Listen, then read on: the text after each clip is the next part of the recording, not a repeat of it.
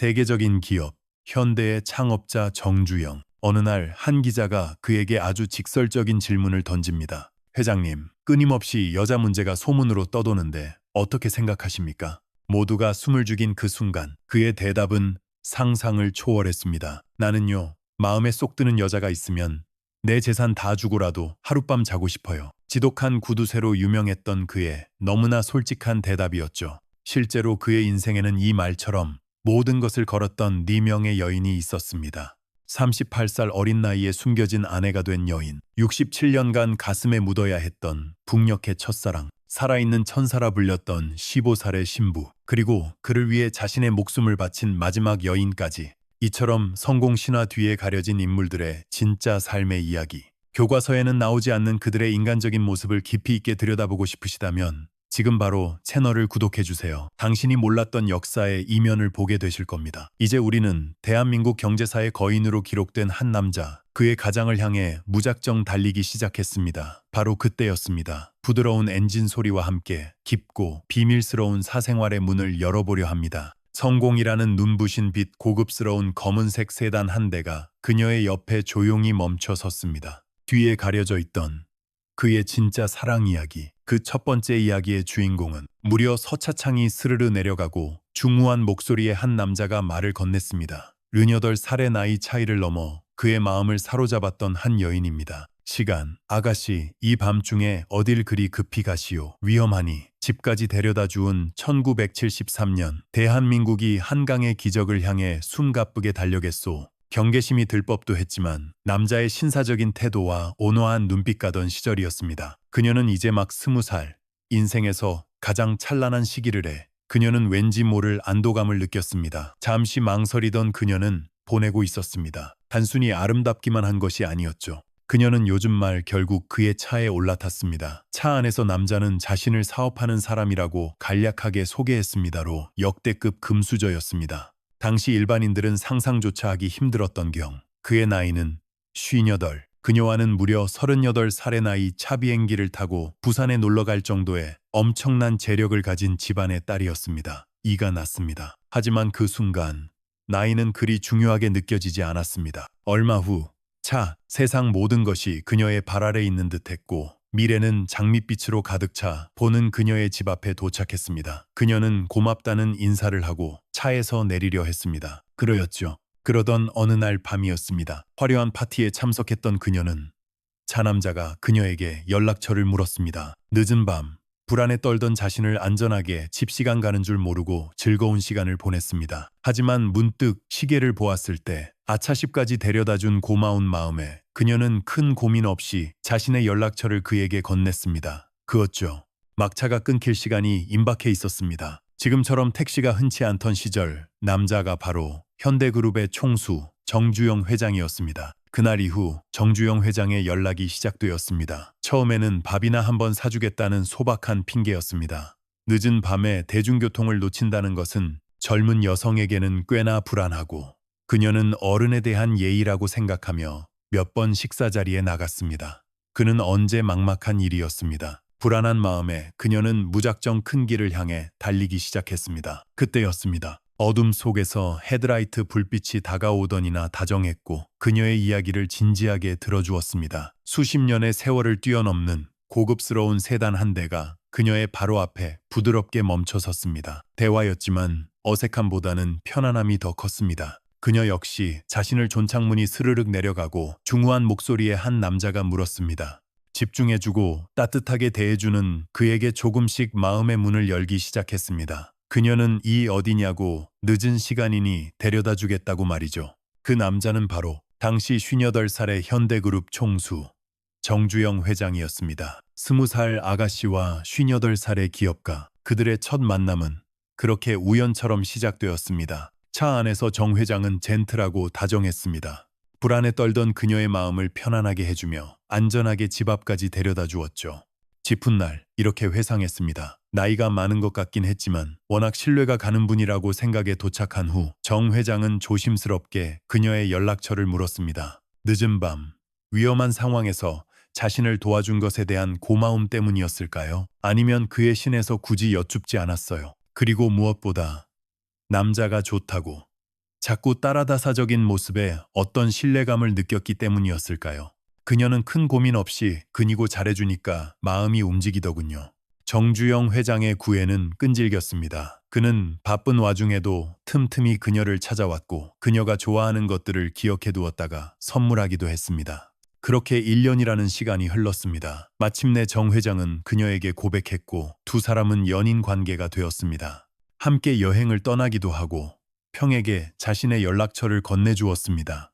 이 작은 행동이 앞으로 40년간 이어질 비밀범한 연인들처럼 데이트를 즐겼습니다. 그리고 얼마 지나지 않아 정 회장은 그녀와 함께 살스러운 인연의 시작점이 될 줄은 그녀 자신도 전혀 알지 못했습니다. 그날 이후 고쉽다는 뜻을 내비쳤습니다. 그는 그녀에게 결혼을 약속했습니다. 그렇게 두 사람의 결혼 생활이 시작되었습니다. 하지만 세상의 모든 신부들이 꿈꾸는 하얀 웨딩드레스도 수정 회장의 연락은 꾸준히 이어졌습니다. 밥 한 번 사주겠다는 어쩌면 가장 평많은 하객들의 축복도 없었습니다. 그저 두 사람만이 아는 조용하고 비밀스러운 시작이었죠. 그녀는 그저 남편이 사업 때문에 바빠서 혹은 그의 소박한 성품 때문에 형범하고 고전적인 핑계였지만 그의 연락에는 진심이 담겨 있었습니다. 그는 식을 생략한 것이라고 믿었습니다. 그가 대한민국에서 얼마나 대단한 인물인지, 그의 어깨에 얼마나 무거운 책임이 놓여 있는지 그녀는 그때까지도 잘 알지 못했습니다. 몇 년의 바쁜 그룹 총수의 시간을 쪼개어 그녀와 만나려 노력했습니다. 처음 그녀는 그저 자신 시간이 흘렀습니다.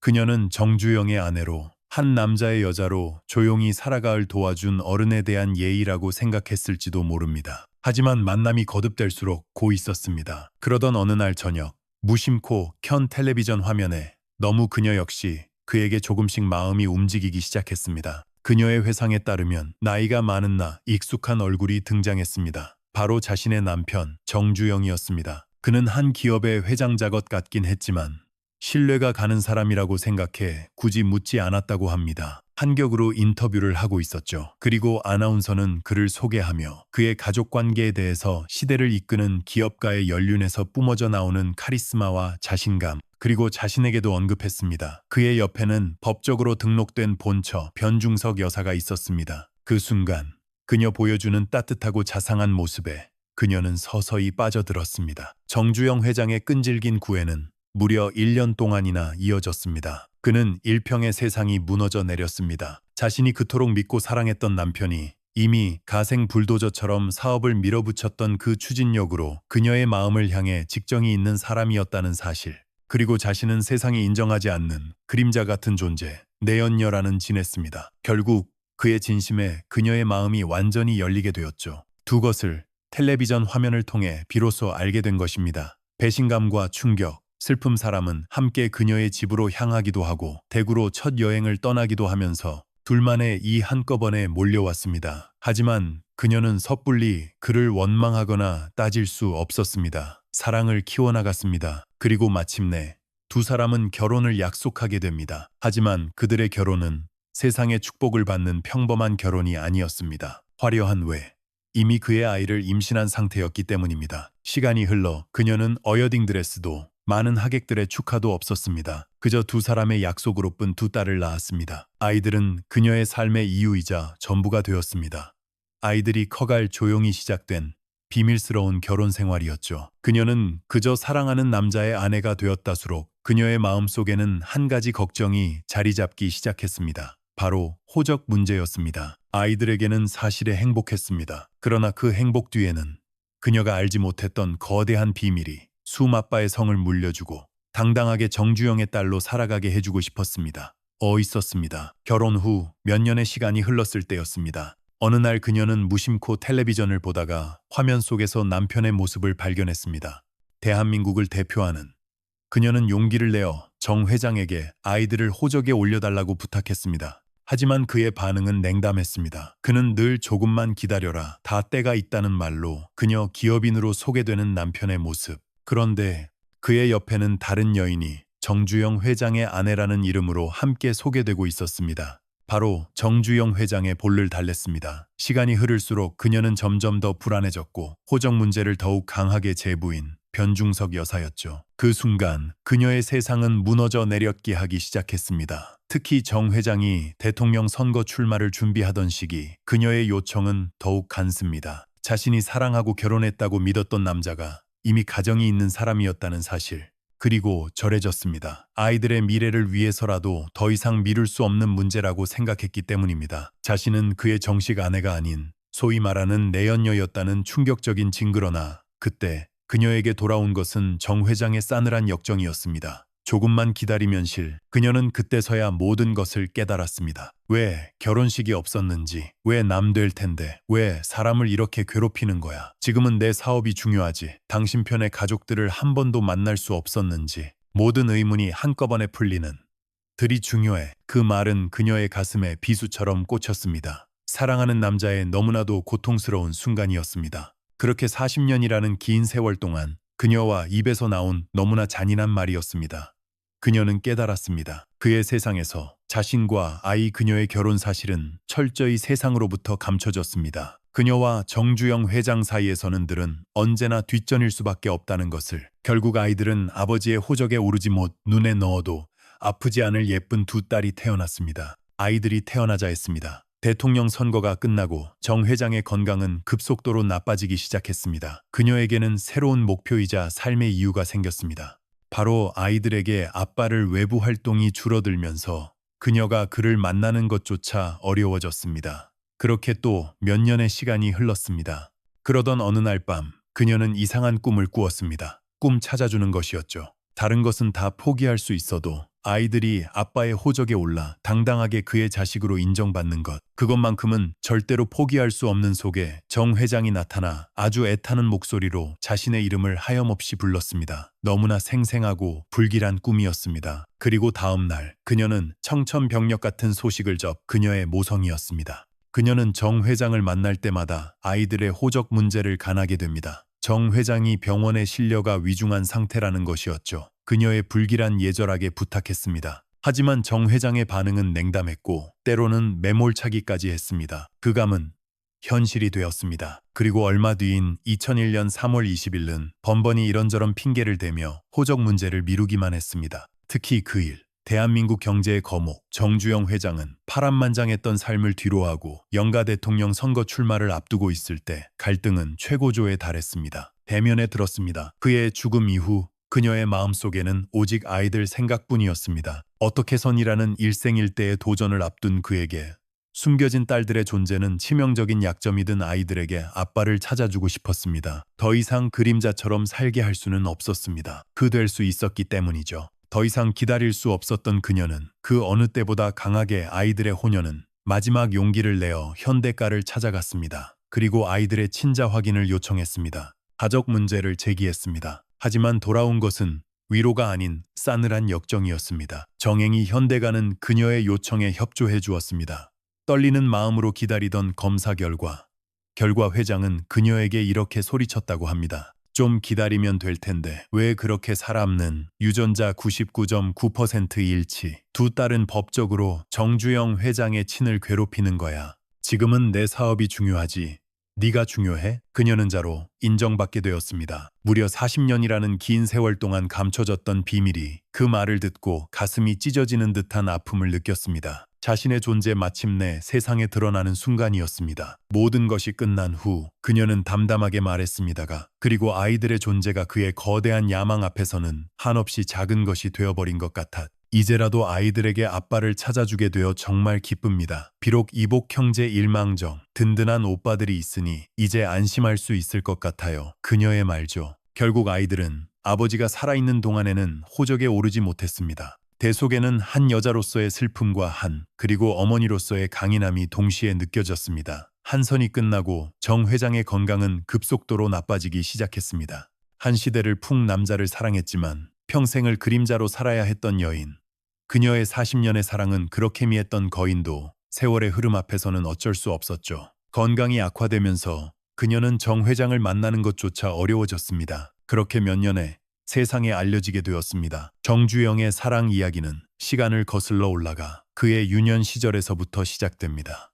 에서 깬 그녀는 너무나 불길한 예감에 휩싸였습니다. 그리고 며칠 뒤 그녀의 예감은 현실이 되었습니다. 정 회장이 위중한 상태로 병원에 실려갔다는 그의 첫사랑 이야기는 지금은 우리가 쉽게 갈 수 없는 땅, 바로 북한 땅인 강원도 통식을 접하게 된 것입니다. 그리고 얼마 지나지 않은 2001년 3월 20일천에서 피어났습니다. 가난한 농부의 아들로 태어난 소년 정주영일.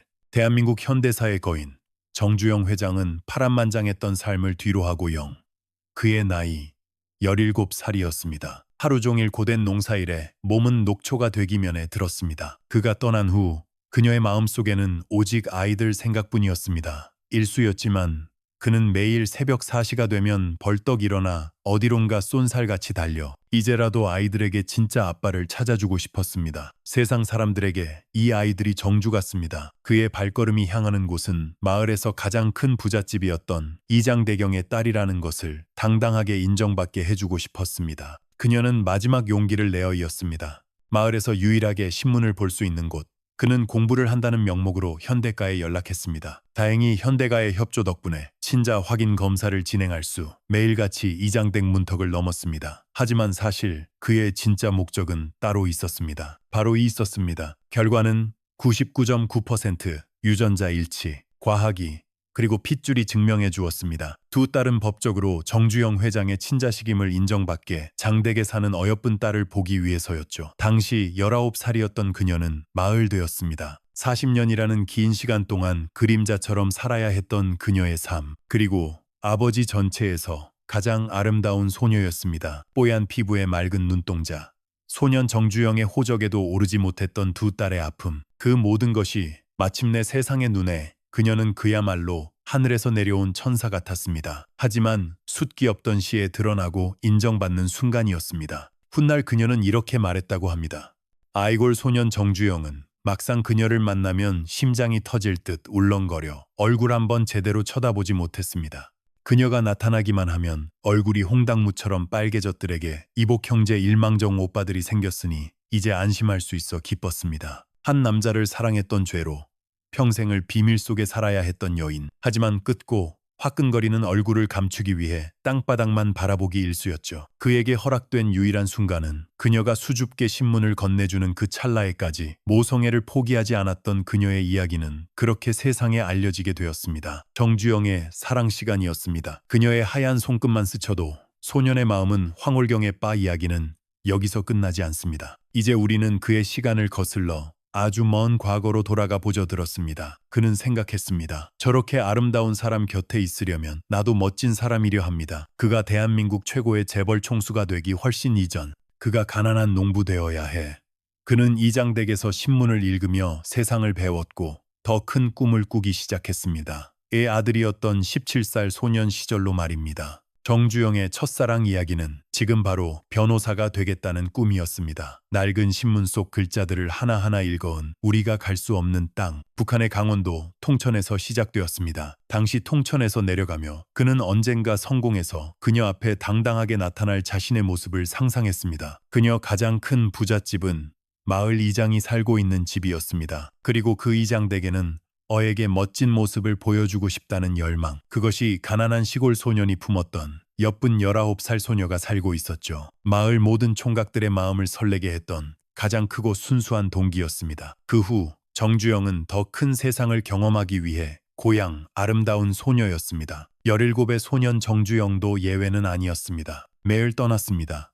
4번의 가출 끝에 서울에 정착한 그는 쌀가게 매일 고된 농사일의 녹초가 되기 일쑤였지만 그는 이상하게도 새벽 4시만 되면 달원부터 시작해 온갖 꾸준 일을 마다하지 않았습니다. 그리고 마침내 아도 서비스라는 자동차 수리 공장을 차려 제법 큰 돈을 벌게 되었죠. 주머니가 두 벌떡 일어났습니다. 그리고는 쏜살같이 이장댁으로 달려갔죠. 마을에서 유일하게 신문을 볼 수 있는 집이 바로 이장댁이었기 때문입니다. 공부를 한다는 독해지자 그의 마음속에 가장 먼저 떠오른 것은 바로 고향 통천에 있는 그녀의 얼굴 명목이었지만 사실 그의 진짜 목적은 따로 있었습니다. 바로 그곳에 사는 천사가치였습니다. 그는 한껏 들뜬 마음으로 고향을 향했습니다. 당시 성공의 상징과 예쁜 소녀의 모습을 아주 잠시라도 보기 위함이었습니다. 하지만 막상 소녀를도 같았던 새하얀 와이셔츠를 빼입고 반짝이는 구두까지 신었습니다. 마주하면 소년 정주영은 아무 말도 하지 못했습니다. 그녀의 모습이 너무나 이제는 그녀 앞에서 더 이상 부끄러워하지 않아도 된다고 생각했습니다. 당당하게 그녀에게 눈이 부셔서 가슴이 울렁거려서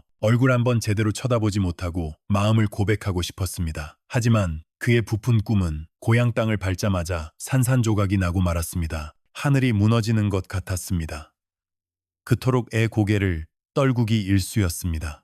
소년의 얼굴은 금세 빨갛게 달아올라 꽃하게 그리워했던 첫사랑 그녀가 이미 다른 남자의 아내가 되어 있었던 것입니다. 심지어 아이를 화끈거리는 얼굴을 감추기 위해 땅바닥만 바라보았죠. 그녀가 신문을 둘이나 둔 평범한 아기 엄마가 되어 있었죠. 그녀는 오랜만에 나타난 그를 반 건네주기 위해 내미는 하얀 손만 봐도 온 세상이 황홀해지는 것만 같게 맞아주며 자신의 신랑을 소개해 주었습니다. 그녀의 얼굴은 여전히 예뻤지만 그 같았습니다. 그는 이장댁 마루에 앉아 신문을 읽으며 새로운 세상을 꿈꿨 미소는 더 이상 자신을 향한 것이 아니었습니다. 소년 정주영의 첫사랑은 그렇겠습니다. 그리고 변호사가 되겠다는 아주 구체적인 꿈을 키우기 시작했습니다. 그 꿈의 고백 한번 해보지 못한 채 막을 내리고 말았습니다. 그것이 그가 본 그녀의 마지막 가장 큰 동기부여는 바로 사랑하는 소녀에게 언젠가 자신의 멋진 모습을 보여주고 싶었기 때문이었습니다. 그녀에게 어울리는 훌륭한 남자가 되고 싶었던 것이죠. 모습이었습니다. 얼마 지나지 않아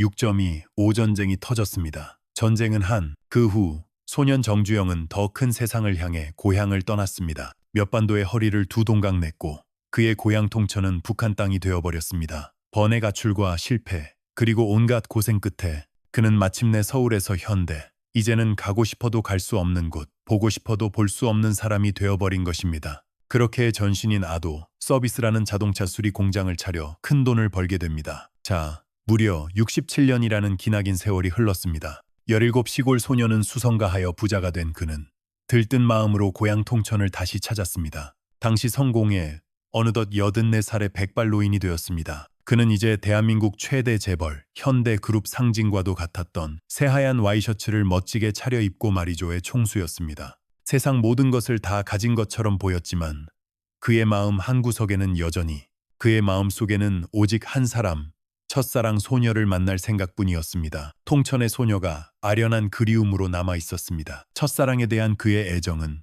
세월이 흘러도 변함이 없었죠. 2000년 정주영 회장은 이제는 그녀 앞에서 당당하게 멋진 남자의 모습으로 고백할 수 있으리라 생각했습니다. 하지만 그의 기대와 희망은 산산조각이 나고 말았습니다. 하늘이 천일마리의 소떼를 이끌고 군사분계선을 넘었습니다. 전 세계가 무너지는 것 같았습니다. 그토록 애타게 그리워했던 첫사랑 소녀는 이미 다른 주목한 이 역사적인 방북.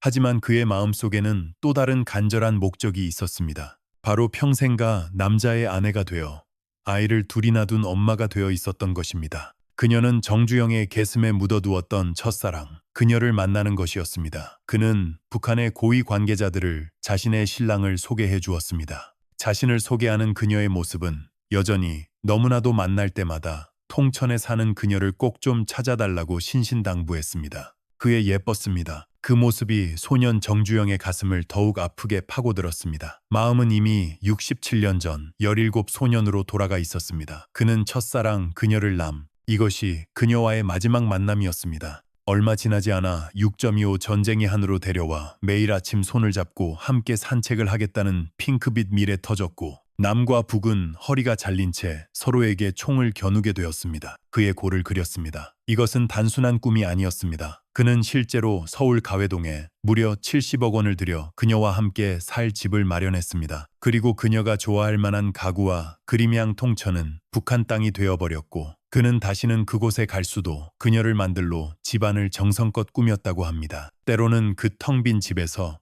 홀로 밤날 수도 없게 되었습니다. 그렇게 무려 67년이라는 한 사람이 태어나 늙어을 지새우며 그녀를 만날 나를 손꼽아 기다리기도 했습니다. 하지만 운명은 그에게 갈 만큼의 긴 시간이 흘렀습니다. 17의 가난한 소녀는 어느덧 뛰어 너무나도 가혹했습니다. 북한 측으로부터 연락이 왔지만 그것은 그가 기다리던 소식이 아니듯 내 살해 대한민국 최대 재벌 총수가 되었습니다. 세상의 모든 것을 다 가진 것처럼 보였지만 얻습니다. 그토록 보고 싶었던 그의 첫사랑. 그녀는 정주영 회장이 그녀를 찾아 북 그의 마음 한구석에는 여전히 첫사랑 소녀에 대한 애틋함이 한결같이 남아 있었습니다.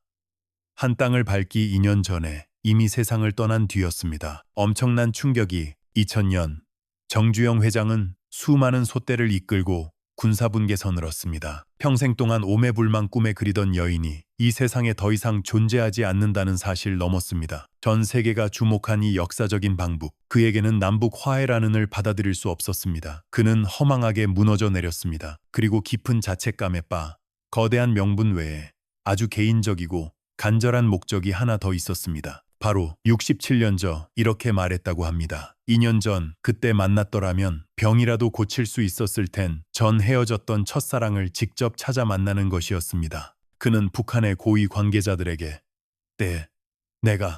내가 너무 늦게 왔구나. 평생을 가슴에 품었던 사랑을 그렇게 허무하게 떠나보낸 정주영 회장. 그 후 그는 다시는 북한을 찾지 않았다고, 심지어 최고 수령에게까지 그녀를 꼭 좀 찾아달라고 간곡히 부탁했습니다. 그의 합니다. 대한민국 경제를 일으킨 불굴의 거인도 끝내 이루지 못한 첫사랑 앞에서는 마음은 이미 67년 전 17 소년으로 돌아가 있었습니다. 그는 첫사랑을 그저 한없이 나약한 한 남자일 뿐이었습니다. 그를 그리고 또 그렸습니다. 그의 꿈은 단순한 상상이 아니었습니다. 당시 돈으로 무려 70억 원이라는 거금을 들여 서울 가회동에 그녀와 함께 살 집을 실제로 마련했습니다. 격정적이고 애틋했던 사랑 이야기가 있었다면 이번에는 그의 삶을 평생토록 묵그리고는 아름답게 집을 꾸미고 홀로 그 집에서 밤을 지새우며 그녀를 맘묵히 지탱해준 거대한 버팀목과도 같았던 사랑 이야기입니다. 정주영이 나를 손꼽아 기다렸다고 합니다. 하지만 운명은 그에게 너무나도 큰 21살이 되던 해 그는 자신의 평생의 동반자 변중석 여사를 만나게 됩니다. 그들의 만남은 낭만적인 연애가 아닌 어른들의 주선으로 이루어진 충격을 안겨주었습니다. 북측으로부터 연락이 왔습니다. 그토록 보고 싶었던 평중매 결혼이었습니다. 정주영의 삼촌이 내가 며느리감으로 미리 생동안 꿈에 그리던 그의 첫사랑이 이미 2년 전에 사망했다는 청천벽력 같은 콕 찍어두었던 아이라며 만남을 주선했죠. 상대는 강원도 시골 마을 소식이었습니다. 그녀가 세상을 떠났다는 사실을 알게 된 정 회장은 엄청난 상심, 통천 면장의 딸이었던 15살의 어린 소녀였습니다. 하지만 이 결혼은 시작부터 난에 빠졌습니다. 67년이라는 긴 세월 동안 오매불망 그리워했던 여인이 이렇게 관에 부딪혔습니다. 변중석 여사의 집안 쪽에서 반대가 아주 심했기 때문입니다. 당시 허무하게 세상을 떠나버렸다는 사실을 그는 도저히 믿을 수가 없었습니다. 남자 쪽 집안, 즉 정주영의 집안은 돈도 없고 가난했습니다. 게다가 시동근은 깊은 자책감에 빠져 이렇게 말했다고 합니다.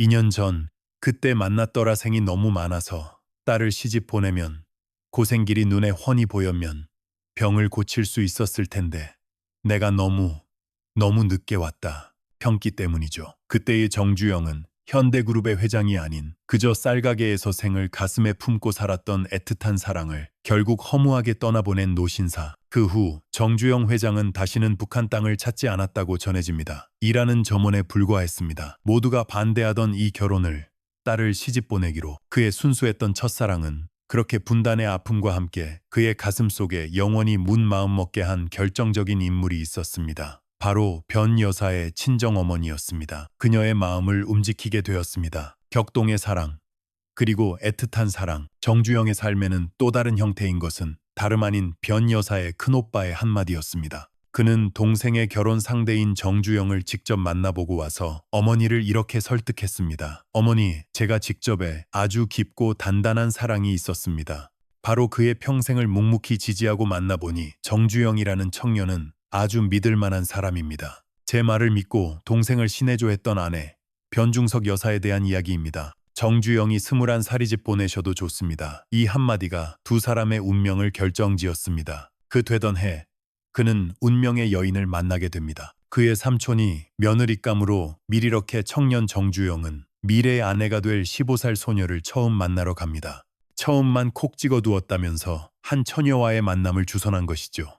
그녀 낳았을 때 어린 소녀는 너무나 부끄러워서 고개도 제대로 들지 못하고 옆으로 돌려보는 강원도 시골 마을 통천 면장의 딸이었던 15살의 소녀 변중석이었다고 합니다. 정주영은 그런 그녀의 수줍어하는 모습이 무척이나 귀엽게 느껴졌습니다. 이제 막 앳된 티를 벗기 시작한 어린 소녀였죠. 하지만 졌습니다. 그리고 그 순간 이 소녀와 결혼해야겠다고 결심하게 됩니다. 두 사람은 빠르게 가까이 혼담은 시작부터 난관에 부딪혔습니다. 변 여사의 집안 쪽에서 반어졌고 만난 지 한 달하고도 보름 만에 초고속으로 결혼식을 올리게 됩니다. 정대가 아주 심했습니다. 그도 그럴 것이 당시 남자 쪽 집안, 즉 정주영의 집안은 주영은 어린 신부가 너무나 좋았던 나머지 결혼식 날 깜짝 이벤트를 준비했습니다. 바로 당내 세울 것이 아무것도 없는 가난한 농사꾼 집안이었습니다. 게다가 아들 만나기를 타고 신부를 데리러 가기로 한 것이죠. 하지만 안타깝게도 결혼식 날 여럿이라 시집가면 고생길이 눈에 훤히 보였기 때문이죠.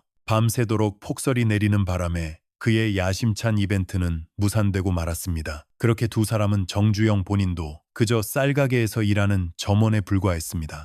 첫날 밤을 맞이하게 됩니다. 신부의 방에 들어선 정주영의 얼굴을 힐끗는 부모가 귀한 딸을 그런 곳으로 시집 보내고 싶었을까요? 모두가 반대 본 15살 소녀는 깜짝 놀라고 말았습니다. 그녀는 훗날 이렇게 회상했습니다. 하던 이 결혼이 성사될 수 있었던 것은 아주 결정적인 한 사람의 지지 덕분이었습니다. 바로 세상에 무슨 사람이 저렇게 크고 무섭게 생겼나 하는 생각이 들었어요.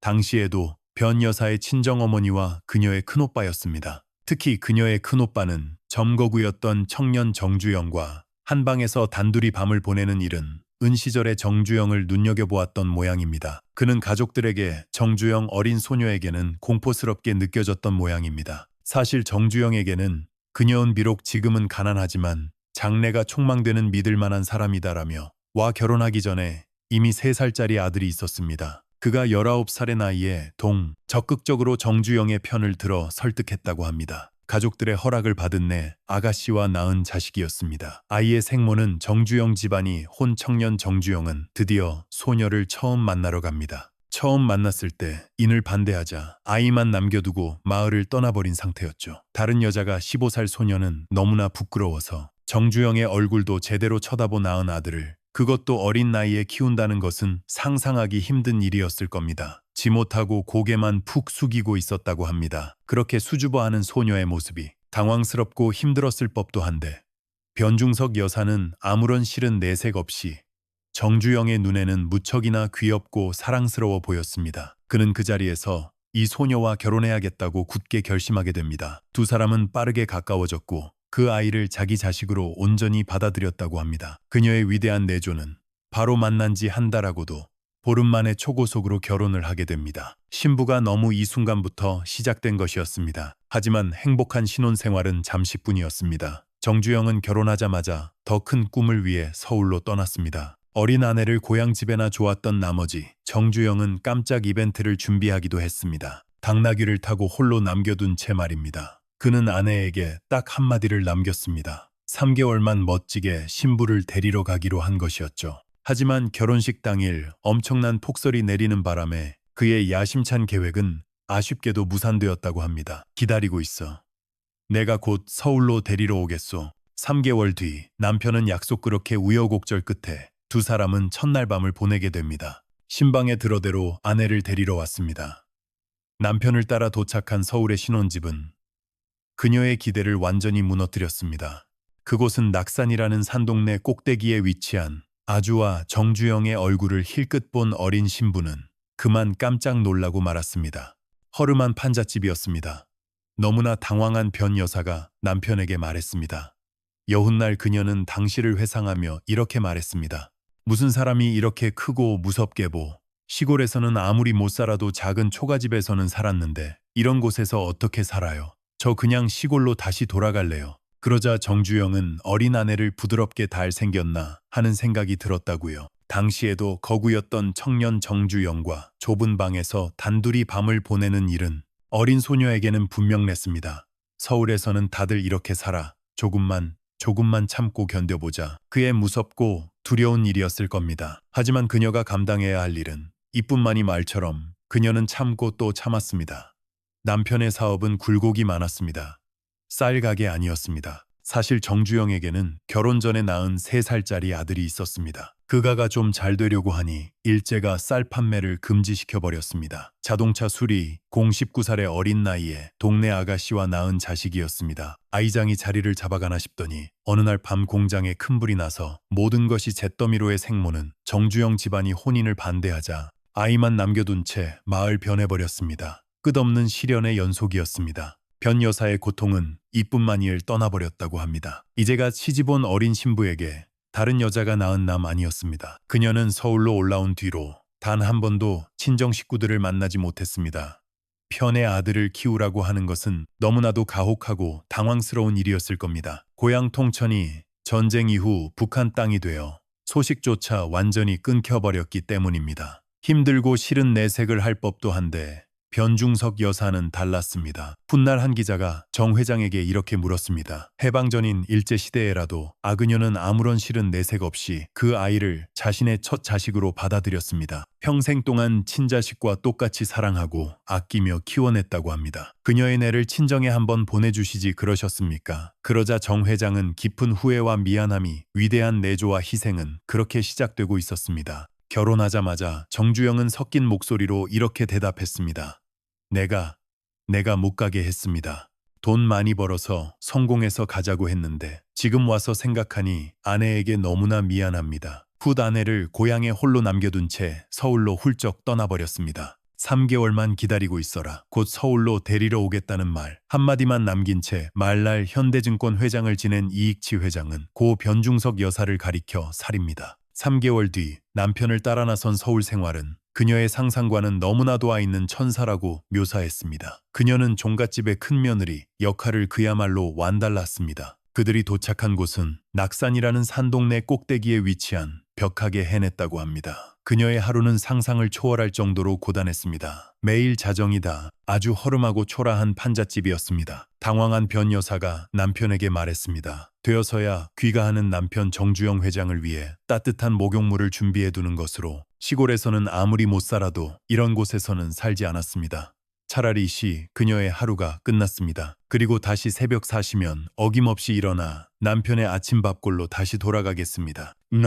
그러자 정주영은 아내를 달래며 이렇게 말했습니다. 을 준비하는 것으로 새로운 하루를 시작했죠. 남편의 얼굴을 볼 시간도 거의 없었습니다. 그녀는 늘 화장기 하나 없는 맨 얼굴에 몸빼바지를 입은 허름한 옷차림으로 날 서울에서는 다들 이렇게 살아. 얼마 동안만 참고 견뎌보자. 그녀는 남편의 말을 받아 현대 본사 직원 300여 명의 점심 식사를 직접 준비했다고 합니다. 그뿐만이 믿고 낯선 서울에서의 고된 삶을 묵묵히 견뎌냈습니다. 남편의 사업 아니었습니다. 자식들의 양육까지 온전히 그녀의 몫이었습니다. 하지만 그녀는 항상 미소를 일치은 그야말로 롤러코스터 같았습니다. 쌀 가게가 좀 잘 되려고 하니 일 안 왔고 어떤 경우에도 화를 내거나 싫은 기색을 내보이지 않았다고 합니다. 정제가 쌀 판매를 금지해버렸고 자동차 수리 공장이 번창하나 싶었더니 어느 주영 회장 역시 그런 아내에게 항상 고마워하며 존경심을 표했습니다. 그는 늘 날밤 큰 불이 나서 공장 전체가 잿더미로 변해버렸습니다. 하지만 변 아내를 이렇게 칭찬했습니다. 존경하고 인정할 점이 없으면 사랑도 할 수 여사는 그 어떤 순간에도 남편을 원망하거나 불평하지 않았습니다. 그녀에게는 또 다른 없는 법이다.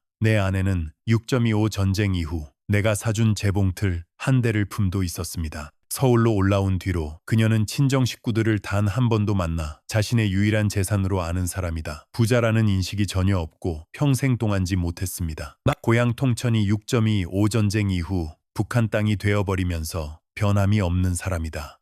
나는 아내의 그런 점 모두를 존경한다. 이런 사람과 일생을 함께 가족들의 소식이 완전히 끊겨버린 것입니다. 훗날 한 인터뷰에서 기자가 정 회장에게 물었습니다. 결혼 생활을 할 수 있었던 것은 나의 가장 큰 행복이다. 불같은 성격의 남편. 해방전인 일제 때라도 아내를 친정에 한번 보내주지 그러셨습니까? 바람기 많은 남편을 둔 아내로서 평생을 소갈이하며 살았을지도 모릅니다.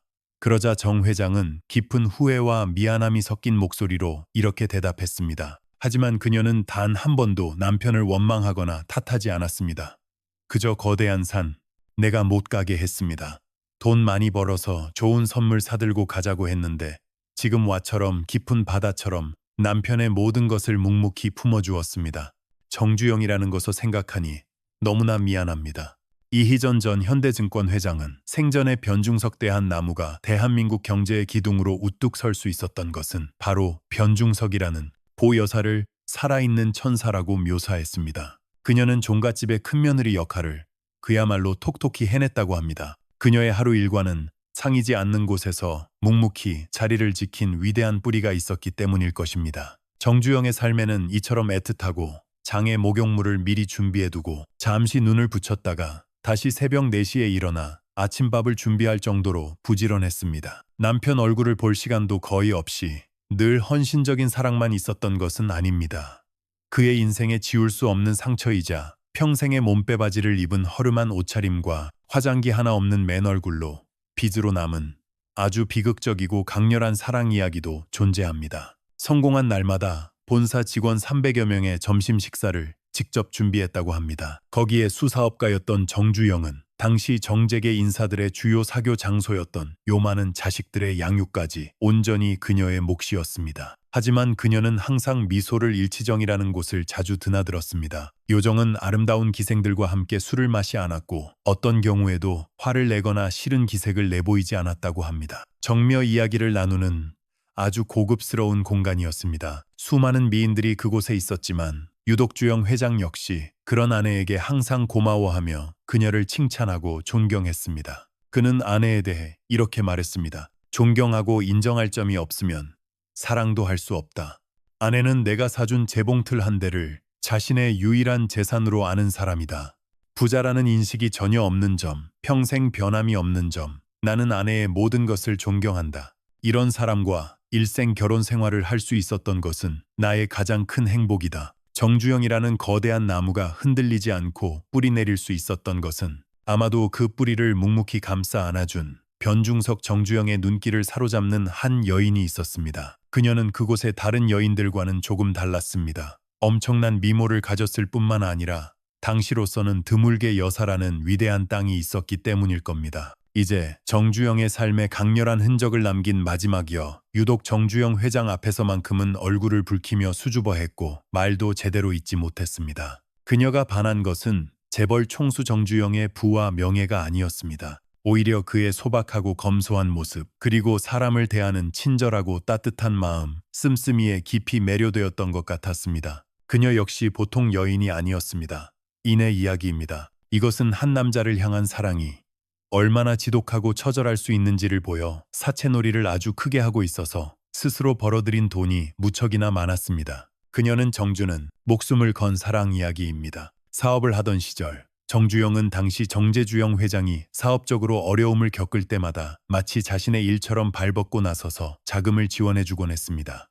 정주영이 요청하면 그녀는 아무런 조건 없이 척척 돈을 마련해 주업계 인사들의 사교 중심지였던 요정이라는 곳을 자주 들렀습니다. 요정이죠. 돈을 받을 때마다 정주영은 왠지 모를 미안함과 부끄러움 난 기생들과 함께 술을 마시며 이야기를 나누는 고급 술집을 의미하죠. 그에 직접 그녀를 찾아가지 못하고 부하 직원을 대신 보내 자금을 받아오게 했습니다. 그러고서는 유독 정주영의 눈길을 끄는 한 여인이 있었습니다. 그녀는 그던 어느 날이었습니다. 사업이 잘 풀리지 않아 빚에 시달리고 있던 정주영은 또다시 그녀에게 자금을 요청해야 하는 상황에 처했습니다. 그는 여느 때처럼 부하 직원을 그녀에게 보냈습니다. 그런데 잠시 후 직원이 돌아와 전해준 그녀의 답변은 평소와 사곳의 다른 여인들과는 무언가 달랐습니다. 누구라도 한번 보면 잊을 수 없을 만큼 엄청난 미모를 가졌을 뿐만 아니라 당시로서는 드물게 대학까지 나온 지성을 겸비한 여인이었습니다. 그런데 이상하게도 그녀는 정주영의 앞에서는 얼굴을 붉히며 수줍어했고 말도 제대로 잇지 못했습니다. 그녀는 정묻 달랐습니다. 그녀가 직원편에 보낸 쪽지에는 이렇게 쓰여 있었습니다.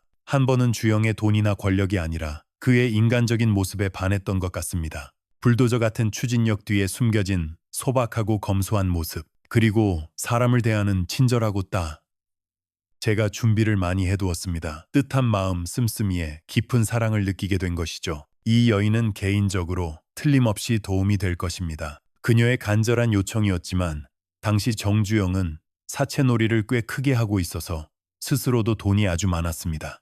그래서 정주영이 사업 빚더미에 올라앉아 있었습니다. 그는 그런 자신의 초라한 모습을 자신을 흠모하는 그녀 상 자금난에 시달리며 도움을 요청하면 아무런 조건 없이 척척 자금을 지원해주곤 했습니다. 정주영은 그녀에게 돈을 받을 때마다 미안하고 쑥스러운 마음에게 보여주고 싶지 않았습니다. 자존심이 허락하지 않았던 것이죠.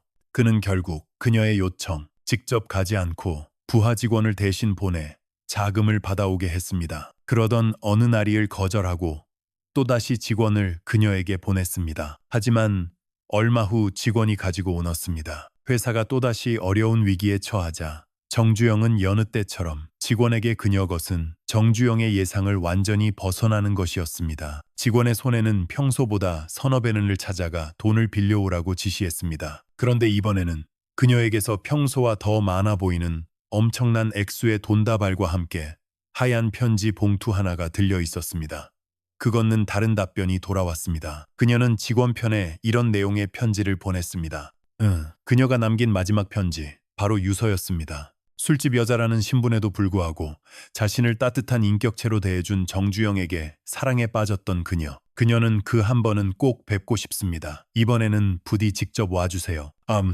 줄을 돕기 위해 자신이 감당할 수 없을 만큼 무리하게 빚을 냈던 것이었습니다. 그리고 결국 빚을 많이 해두었으니 틀림없이 회장님께 큰 도움이 될 것입니다. 하지만 당시 사업 실패와 빚에 시달리고 있던 정주영은 자신의 초라한 모습을 그녀에게 보여주고 그 모든 빚을 자신이 안고 떠나는 길을 택한 것입니다. 그녀는 자신의 죽음으로써 사랑하는 남자를 절망의 늪에서 구원하고자 했던 것입니다. 정주영은 엄청난 충격 쉽지 않았습니다. 그는 차마 그녀를 직접 찾아갈 용기가 나지 않았습니다. 그래서 그는 또에 빠졌습니다. 그는 그녀가 자신을 대신해서 죽었다고 생각했습니다. 자신이 조금만 더 용기를 냈더라면, 그녀의 마지막 부탁을 외면하지 않았더라면 그녀를 살릴 수도 있었다시 직원을 그녀에게 보냈습니다. 잠시 후 직원이 돌아왔습니다. 그러는 거라고 생각했습니다. 뒤늦은 후회와 죄책감이 그의 온몸을 휘감았습니다. 그녀대 그의 손에 들려있는 것은 평소보다 3배는 더 많아 보이는 엄청난 액수의 돈다의 장례식이 끝나고 집으로 돌아오는 차 안에서 불굴의 사나이 정주영은 발과 그리고 그녀가 남긴 한 통의 유서였습니다. 유서의 내용은 충격적이 정말 많이도 울었다고 합니다. 한 여인의 목숨을 건 비극적인 사랑, 그 사랑은 그이였습니다. 술집 여자임에도 불구하고 자신을 따뜻한 인격체로 대해준 정주영에게 인생에 지울 수 없는 깊은 상처이자 평생토록 갚아야 할 마음의 빚으로 그녀는 어느새 깊은 사랑에 빠졌던 것입니다. 그리고 그가 자금난으로 남게 되었습니다. 이처럼 정주영의 삶은 우리가 아는 성공 신화만큼이나 힘들어하는 모습을 보면서 어떻게든 돕고 싶었던 그녀는 자신이 감당할 수 일과 사생활 모두에서 우여곡절이 참 많았습니다. 그의 곁을 스쳐간 혹은 평없을 만큼의 빚을 내어 정주영의 자금을 댔던 것이었습니다. 결국 빚을 감당할 수 없게 되자 그녀는 마지막으로 정주영을 한번 보고 싶었던 거시생을 함께한 여인들의 이야기는 한 시대를 살아간 개인의 비극이자 동시에 그 시대의죠. 하지만 그마저도 이루어지지 않자 그녀는 죽음으로써 정주영에게 빌려준 모든 돈과 자신의 빚을 끌어안고 스스로 세상을 떠나는 아픔과 상황을 이해할 수 있는 중요한 자료가 될 것입니다. 길을 택한 것이었습니다. 정주영은 엄청난 충격과 슬픔에 빠졌습니다. 그는 그녀가 자신을 대신해서 죽었다고 생각했습니다. 그녀의 장례식에서 돌아오는 길에 그는 정말 많이도 울었다고 합니다. 한평생 하면 된다는 불굴의 의지로 살아왔던 그였지만 한 여인의 목숨을 건 지독한 사랑 앞에서는 그저 한없이 나약하고 슬픈 한 남자에 불과했습니다. 이처럼 정주영의 삶은 우리가 아는 성공 신화뿐만 아니라 일과 사생활 모두에서 수많은 우여곡절과 40년간 이어진 비밀스러운 사랑, 67년을 기다린 순수한 첫사랑, 평생을 헌신한 위대한 사랑, 그리고 목숨으로 증명한 비극적인 사랑까지 오늘 우리는 한 시대를 풍미했던 거인의 가장 인간적인 모습을 마주했습니다. 그는 위대한 기업가였지만 동시에 한 여자 앞에서 얼굴을 붉히던 소년이었고 사랑하는 사람에게 상처를 주기도 했던 평범한 남자였습니다. 이제 그는 세상을 떠났지만 그의 뜨거웠던 사랑 이야기는 기업의 유산처럼 우리들의 기억 속에 깊이 남을 것입니다. 화려한 성공과 깊은 후회가 공존했던 그의 삶을 통해 여러분은 오늘 어떤 교훈을 얻으셨나요? 단 한 가지라도 좋습니다. 오늘 이야기에서 배운 점, 그리고 앞으로 내 삶에 적용해보고 싶은 다짐 한 가지를 댓글로 꼭 남겨주세요. 여러분의 삶에 대한 통찰이 다른 분들에게도 큰 영감을 줄 수 있을 겁니다. 오늘 영상이 마음에 드셨다면 여러분의 생각을 댓글로 남겨주시고 좋아요와 공유, 그리고 저희 채널 구독도 잊지 말아주세요.